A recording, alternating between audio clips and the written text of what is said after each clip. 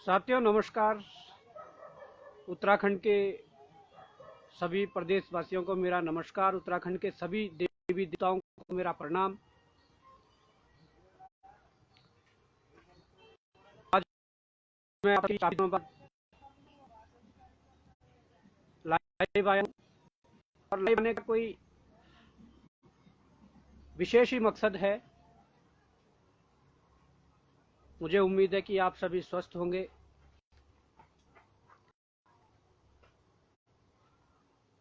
वार्ता शुरू कर रहा हूं। मैं धरना स्थल पर बैठा हूं जहां पर हमारा धरना जो चल रहा है, जो लड़ाई शुरू हुई है उस लड़ाई को अंजाम पहुंचाने तक जिस स्थान पर इस लड़ाई के लिए जो हमारे सहयोगी साथी सभी बैठे हुए हैं, आज मैं उस स्थान से आप सबके सामने लाइव आया हूं। पहले तो मैं बताना चाहूंगा कि ये जो लड़ाई है, इस लड़ाई की जो शुरुआत थी, इस लड़ाई की शुरुआत हम भी पढ़ने लिखने वाले छात्र थे, एक नौकरी की तैयारी करने वाला छात्र थे। इस दौरान कुछ ऐसी घटनाएं घटित होती है जिससे कि हमें लगता है या एहसास होता है या पता चलता है कि हमारे उत्तराखंड में जो एक माफियाओं की जो टोली है वो यहाँ पर काम कर रही है। जो माफिया लगातार लंबे समय से, अब आप ये मान के चलिए, उत्तराखंड के छात्रों को, उत्तराखंड के अभिभावकों को मैं बताना चाहूंगा कि अब ये मान के चलिए कि उत्तराखंड बनने से अब तक ना जाने हमारे भाई बहनों के साथ कितने अत्याचार हुए हैं, ना जाने उनके हक हकूकों पर कितने बार डाका डल चुका है। परंतु जब हमने 2018 में इस संगठन का निर्माण किया था, गांधी पार्क में पूरे प्रदेश भर के सैकड़ों नौजवानों ने इस संगठन का निर्माण किया था, उत्तराखंड बेरोजगार संघ जिसका नाम है। और मुझे उस दौरान अध्यक्ष पद की जिम्मेदारी दी गई थी। मेरा जो कर्तव्य था, मेरी जो जिम्मेदारी थी, मैंने हमेशा उसे ऊपर रखते हुए उस चीज का निर्वहन किया, अपनी जिम्मेदारी का निर्वहन किया। और हमारी जो टीम है, जो टीम उस दौरान थी, उस टीम के कई सदस्य आज बड़े बड़े पदों पर नौकरी पाकर बैठ गए हैं। उन लोगों का काफी सहयोग रहा, उन लोगों ने काफी संघर्ष सड़कों पर भी किया, उन लोगों ने काफी संघर्ष अपने छोटे से कमरे में रहकर जो बड़े पदों पर बैठे हैं। कुछ साथी हमारे तब से लेकर अब तक सड़कों पर संघर्ष कर रहे हैं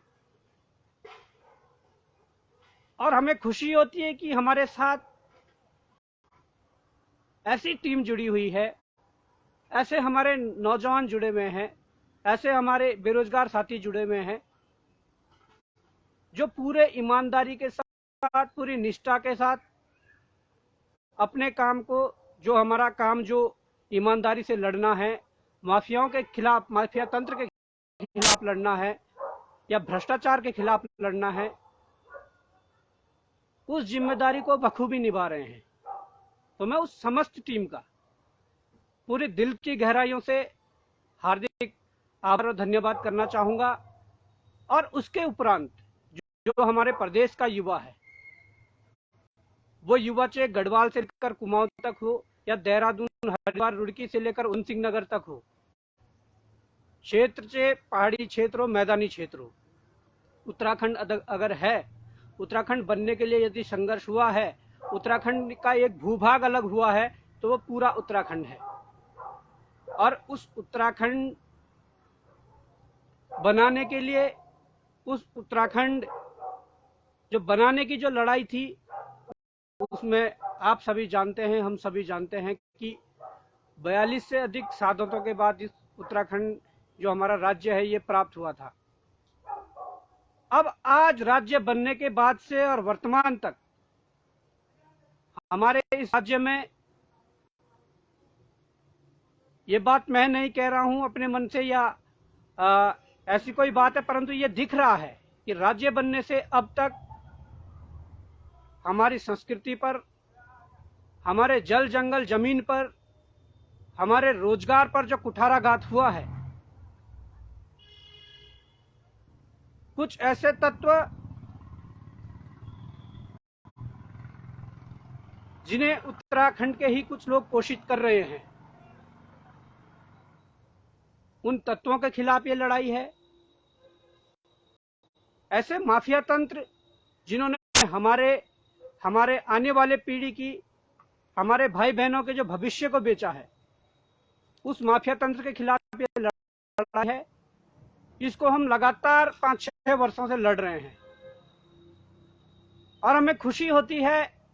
कि इन 5-6 वर्षों में हमने इस लड़ाई को लड़कर कई परिणाम दिए हैं, कई चीजें निकाल कर दी है। जो बिल्कुल विश्वास नहीं करते थे कि उत्तराखंड में ऐसा भी हो सकता है, उत्तराखंड में इससे युवाओं के भविष्य को बेचा जा रहा है, आज उन लोगों को भी विश्वास दिला पाए हैं। जो माँ बाप अपने बच्चों को कोसते थे कि शायद हमारा बच्चा नालायक है इसलिए वो नौकरी नहीं लग रहा है, आज उन माँ बापों को भी हमारे उत्तराखंड बेरोजगार संघ जो संगठन है, उन्होंने ये आईना दिखाया है कि आपके बच्चे नालायक नहीं थे, यहाँ का सिस्टम नालायक था। उस सिस्टम को सुधारने के लिए मुहिम चली है, उस सिस्टम को सही करने के लिए मुहिम चली है। तो मैं आप लोगों से यही कहना चाहूंगा कि जैसी लड़ाई उत्तराखंड बनाने के लिए लड़ी गई थी, आज जरूरत है उत्तराखंड बचाने के लिए वैसी ही लड़ाई शुरू करने की, और वो लड़ाई की शुरुआत हो चुकी है। आप सभी युवा साथियों का, सभी बेरोजगार साथियों का, तमाम अभिभावक गणों का यदि सहयोग मिले, साथ में विभागों के अंदर जो बैठे हमारे ईमानदार कर्मचारी, ईमानदार अधिकारीगण हैं, तमाम ईमानदार मीडिया बंधु हैं, अगर उनका सहयोग मिले तो जरूर हम इस लड़ाई को अंजाम तक पहुंचा पाएंगे। और एक जिस उत्तराखंड की परिकल्पना की गई थी, उस उत्तराखंड को शायद हम अपने जीते जी देख पाएंगे। मैं कहना चाहता हूं कि हम लोगों ने सड़कों पर जो लड़ाई लड़ी और उस लड़ाई में जो भरपूर समर्थन मिला, जो यहाँ के युवाओं का भरपूर समर्थन मिला, उन युवाओं का एक बार पुनः मैं धन्यवाद ज्ञापित करता हूं। तमाम अभिभावकों का जिनका समर्थन मिला, जिनका समर्थन प्रत्यक्ष या अप्रत्यक्ष रूप से मिला, वो देहरादून भले ही ना पहुंचे हो, परंतु उन्होंने गांव-गांव से भी समर्थन दिया। उनको मैं दिल की गहराइयों से फिर से धन्यवाद ज्ञापित करना चाहता हूं। अब लाइव आने का मेन मकसद ये भी था कि जिस प्रकार से हमने लड़ाई लड़ी, जिस प्रकार से हमने चीजों को सामने लाया, तमाम कष्ट हमने झेले, तमाम हमने प्रताड़नाएं झेली,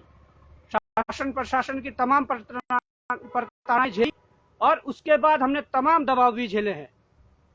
आज मैं ये बात आप सबके सामने रख रहा हूं। तमाम प्रकार के षड्यंत्र रचे जा रहे हैं हम लोगों के खिलाफ, हमारे टीम के खिलाफ, उत्तराखंड बेरोजगार संघ के खिलाफ, उत्तराखंड के युवाओं के खिलाफ तमाम जो षड्यंत्र रचे जा रहे हैं, उस षड्यंत्र से पार पाने के लिए, उन षड्यंत्रकारियों को नाकाम करने के लिए अब आप लोगों के आशीर्वाद की जरूरत है। इसलिए मैं आप सबके सामने लाइव आया हूं कि अब जो लड़ाई है वो बड़ा रूप ले चुकी है। अब इस लड़ाई में ये देखना है कि जो ये धर्म युद्ध अब उत्तराखंड बचाने के लिए लड़ा जा रहा है, इस धर्म युद्ध में कौन कौन साथ है। मैं ये कहना चाहूंगा कि तमाम प्रताड़नाएं झेलने के बाद, तमाम दबाव झेलने के बाद, तमाम मुकदमे झेलने के बाद जो नए षड्यंत्र हो रहे हैं, जो षड्यंत्र कराए जा रहे हैं, उस षड्यंत्र से निपटने के लिए, उस षड्यंत्र से पार पाने के लिए आप सबके आशीर्वाद की जरूरत है। आज तक हमने 5-6 सालों में जो लड़ाइयां लड़ी, उसमें हमें तमाम ऐसे साथी मिले जिन्होंने बिल्कुल ईमानदारी से और पूरी निष्ठा के साथ अपनी कर्तव्य का निर्वहन किया, और आज भी हमारे साथ कई साथी ऐसे बैठे हुए हैं जो बिल्कुल अपनी कर्तव्य का जो पालन कर रहे हैं और लड़ाई लड़ रहे हैं। अब मैं आपको बताऊं कि 8-9 तारीख को जो लाठी चार्ज की घटना हुई, उस प्रकार की जो बर्बरता हुई, हमारे साथ एक ऐसे साथी भी थे जिनके पिता की उस दिन डेथ हुई थी। उनके पिता की मृत्यु होने के बाद भी वो साथी वहां पर डटा रहा, फिर वहां से रात को जाता है और घर पहुंचता है तो तमाम वो चीजें देखता है कि उनके पिताजी की मृत्यु हुई है। उस कार्य को निपटाने के बाद वो लगातार, फिर से हम जेलों के अंदर थे, वो लगातार बाहर से पूरे दमखम के साथ, पूरी ईमानदारी के साथ वो फिर से लगा रहा। तो मतलब ऐसे साथी हमारे साथ है, उन सबका शायद हम ऋण कभी चुका भी नहीं पाएंगे। ऐसी टीम हमारे साथ है, और उम्मीद है कि मैं इस आह्वान के साथ आप सबके सामने आ रहा हूं कि प्रदेश भर के जो युवा साथी, प्रदेश भर के जो अभिभावक हैं, जो भी हमारे साथ जुड़ना चाहता है वो जुड़े, क्योंकि मैं कहना चाहता हूं कि ये लड़ाई अब बड़ा रूप ले चुकी है और इस लड़ाई को अब पूरे प्रदेश स्तर पर लड़ा जाएगा। मैं आप लोगों की जानकारी के लिए ये बता दूं कि हमारे पास तमाम विभागों के भ्रष्टाचार आ चुके हैं। तमाम भ्रष्टाचारी हमारे जो सफेद पोश हैं या भ्रष्टाचारी जो अधिकारी हैं, उनके काली करतूतें, उनके काले कारनामे हमारे पास आ चुके हैं। इसलिए इस लड़ाई को बृहद रूप देना जरूरी है, और मैं आप सबको विश्वास दिलाता हूं कि उत्तराखंड बेरोजगार संघ की टीम पूरी ईमानदारी के साथ इस लड़ाई को लड़ेगी। जिस जोश के साथ आज तक इस लड़ाई को लड़ा है, पूरे उस जोश के साथ, उस जोश से भी दोगुने जोश के साथ इस लड़ाई को लड़ा जाएगा। परंतु जो षड्यंत्रकारियों ने जो षड्यंत्र रचे हैं, उस षड्यंत्र से बाहर आने के लिए, उस षड्यंत्र से बाहर निकलने के लिए तमाम समस्याएं सामने आ रही है। लगातार हम 5-6 वर्षों से लड़ रहे थे, तो जब भी हमारे आंदोलन होते थे, जब भी धरना प्रदर्शन चलते थे, तो कई लोग आते थे और कहते थे कि हम आपको तन मन धन से सहयोग करना चाहते हैं। तन मन धन से सहयोग करने का मतलब यह था कि वो बिल्कुल हमारे साथ खड़े थे, परंतु उस दौरान कोई ऐसी सुविधा नहीं थी कि हम तन मन से तो सहयोग ले पा रहे थे, परंतु धन से सहयोग नहीं ले पा रहे थे। और आज षड्यंत्रकारी जो हर समय हमें कोर्ट कचहरी के चक्कर लगवा रहे हैं, या जो मुद्दे हमारे पास आए हैं, अब जिन मुद्दों पर लड़ाई लड़ने वाली है, वो सड़कों से लेकर अब न्यायालय तक की लड़ाई है, और हमें नहीं पता कि किस प्रकार से वो न्यायालय में उसमें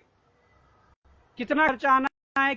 पर मैं ये विश्वास दिलाता हूं कि अब हम लोगों ने उत्तराखंड बेरोजगार संघ का जो प्रॉपर अकाउंट होता है, जिसका प्रत्येक वर्ष ऑडिट होगा, जिसका मार्च फाइनल में प्रत्येक वर्ष ऑडिट होगा, वो अकाउंट खुलवा चुके हैं। अब जो लोग उस दौरान कहते थे कि हम आप लोगों को तन मन धन से सहयोग करना चाहते हैं, तो अब बेझिझक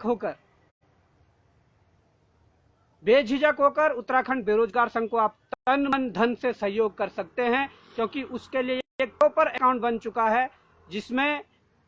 आय और व्यय का जो खर्चा होगा, उसकी पूरी जो जिम्मेदारी है वो हमारे संगठन के लोग संभालेंगे, और उसमें जो आय व्यय होगा उसका भी पूरा विवरण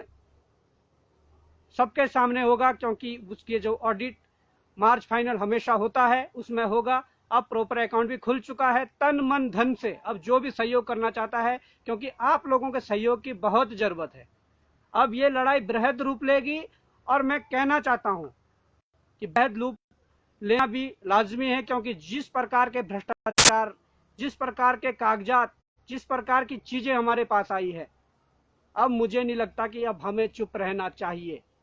प्रदेश भर के नौजवानों से, प्रदेश भर के अभिभावकों से, प्रदेश भर के मीडिया बंधुओं से, प्रदेश भर के जो तमाम ईमानदार कर्मचारी और अधिकारीगण हैं, उन लोगों से मेरा निवेदन है कि अब ये लड़ाई बृहद रूप लेगी। इस लड़ाई को लड़ेंगे, अब जिस हद तक भी जाना पड़े, अब हमें जो भी करना पड़े, इस लड़ाई को लड़ेंगे। मेन मकसद हमारा यही लाइव आने का था कि अब इस लड़ाई को लड़ेंगे। परंतु मैं उन युवाओं से भी एक बार कहना चाहूंगा, जिन युवाओं के लिए लड़ाई लड़ी जा रही है, जिन युवाओं के लिए सीबीआई जांच, जो पारदर्शिता लाने के लिए सीबीआई की बात की जा रही है, सीबीआई की मांग की जा रही है, अगर एकता विहार धरना स्थल पर धरना चल रहा है तो मैं ये नहीं कहूंगा कि आप रोज आकर यहाँ बैठ जाइए, मैं ये नहीं कहूंगा कि आप सैकड़ों की संख्या में, हजारों की संख्या में रोज आप यहाँ आकर बैठ जाइए, परंतु जब भी कहीं किसको टाइम लगता है 5-10 मिनट के लिए, आधे घंटे के लिए जरूर एकता विहार आए, क्योंकि यहाँ पर जो भाई लोग बैठे हैं, हमारा भी कभी इधर उधर जाना होता है तो ये जो भाई लोग यहाँ पर डटे हुए हैं, इनका मनोबल बढ़ेगा। आप लोग आओगे तो इनका मनोबल भी बढ़ेगा। परंतु मैं ये कहना चाहता हूं कि इस जगह से ही, जो जगह चिन्हित हुई है एकता विहार, इस जगह से ही रणनीतियां बनेंगी, इस जगह से ही प्रदेश को बचाने की जो लड़ाई लड़ी जाएगी, यहीं से रणनीतियां बनेगी। आप जरूर आइए, आप अपना सुझाव भी दें, परंतु जो लड़ाई शुरू होने वाली है, जिन जिन चीजों के खुलासे करने वाले हैं, वो आप भविष्य में लगातार देखते रहेंगे। अब क्योंकि ये लड़ाई की शुरुआत हो चुकी है, तो मैं यही दोस्तों आप लोगों से फिर से एक बार हाथ जोड़कर निवेदन करता हूं, वास्तव में जरूरत है उत्तराखंड को बचाने की लड़ाई जो लड़ी जा रही है, उस लड़ाई लड़ने के लिए। यहाँ पर हमारे रोजगार पर कुठाराघात हो रही है, हमारे जल जंगल जमीन पर कुठाराघात हो रही है, तो ये अब सहेंगे नहीं। अगर उत्तराखंड में कुछ है तो उस पर पहला अधिकार यहाँ के निवासियों का होना चाहिए। अभी समस्याएं बहुत है और उन समस्याओं का निपटारा करने के लिए, उन समस्याओं से उभरने के लिए एक ऐसी जंग लड़ना जरूरी है जो अंजाम तक पहुंचे। तो मैं आप लोगों को पुनः एक बार हाथ जोड़कर ये निवेदन करना चाहूंगा कि इस लड़ाई के सहयोग के लिए आप तन मन धन से हमें सहयोग करें, उत्तराखंड बेरोजगार संघ को सहयोग करें। इसलिए मैं आप सबके सामने लाइव आया हूं और इस लड़ाई को हम पूरी ईमानदारी के साथ आगे बढ़ाएंगे, पूरी ऊर्जा के साथ इस लड़ाई को लड़ा जाएगा। तो मैं इन्हीं शब्दों के साथ आप सभी से विदा लेता हूं। जय हिंद, जय भारत, जय उत्तराखंड, जय देवभूमि।